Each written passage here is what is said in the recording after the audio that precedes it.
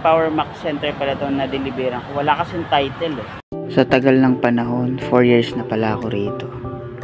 Sa pagiging isang delivery man. Ayos na sa akin tong trabahong to, hindi na ako namimilit.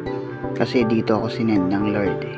Halos paulit-ulit na lang yung ginagawa ko eh. Kaya kahit saang parte ng Ortigas, kabisado ko na. Pero hindi lang naman sa Ortigas, kahit sa ibang lungsod, nakakaabot na rin ako. Magdagdag man ako ng trabaho pero freelance lang ulit.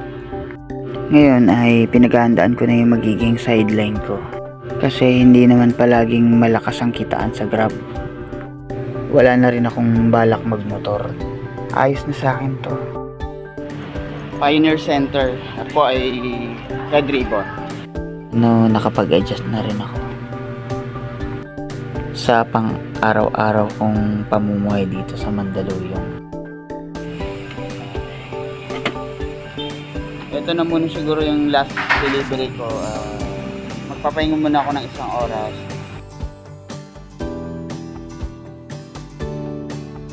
Hello sir.